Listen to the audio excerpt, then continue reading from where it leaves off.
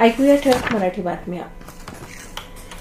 आकाशवाणी नागपूर. हेमांगी कुलकर्णी आपल्याला ठळक बातम्या देत आहे.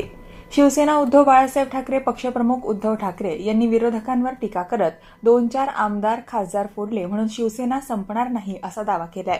नागपूर विमानतळावर शिवसैनिकांच्या स्वागतानंतर त्यांनी येत्या काही महिन्यात नागपुरात भव्य शिवसैनिक मेळावा घेण्याची घोषणा केली. कस्तुरचंद पार्कवर ऐतिहासिक सभेची आठवण करून देत आमचे मैदान कधीच चुकत नाही असा टोला त्यांनी लगावला. आज थोड्या वेळात त्यांची यवतमाळ इथं आता सभा होणार आहे. महाराष्ट्र लोकसेवा आयोगाच्या सर्व आगामी पूर्वपरीक्षा आता संगणक आधारित सीबीटी पद्धतीने घेतल्या जाणार असल्याची माहिती आयोगाचे अध्यक्ष विवेक भीमनवार यांनी दिली. पूर्व परीक्षांचे निकाल 21 दिवसात जाहीर करण्याचे तसंच वर्षाअखेरीस भरती प्रक्रिया पूर्ण करण्याचे आयोगाचे लक्ष्य आहे.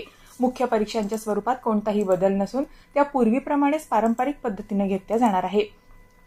नागपूर महानगरपालिकेचा वर्ष 2026-27चा प्रस्तावित अर्थसंकल्प आज विशेष सभेत सादर केला जाणार आहे. स्थायी समितीच्या सभापती शिवानी दाणी वखरे अर्थसंकल्प मांडणार असून सभेच्या अध्यक्षस्थानी महापौर नीता ठाकरे राहतील. कृत्रिम बुद्धिमत्ता, अणु, अंतराळ आणि क्वांटम तंत्रज्ञान ही भविष्यातल्या विकासाची आणि जागतिक स्पर्धेची दिशा ठरवणारी महत्त्वाची क्षेत्र असल्याचं विज्ञान आणि तंत्रज्ञान मंत्री डॉक्टर जितेंद्र सिंग यांनी म्हटलंय. ते काल नवी दिल्ली इथं पत्रकार परिषदेत बोलत होते.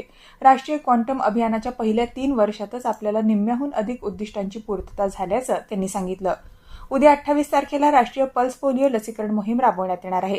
या मोहिमेत सहभागी होऊन 0 ते 5 वर्ष वयोगटातल्या सर्व बालकांना पोलिओ प्रतिबंधक लसीचे 2 थेंब अवश्य पाजण्याचं आवाहन वैद्यकीय यंत्रणांनी केलं आहे.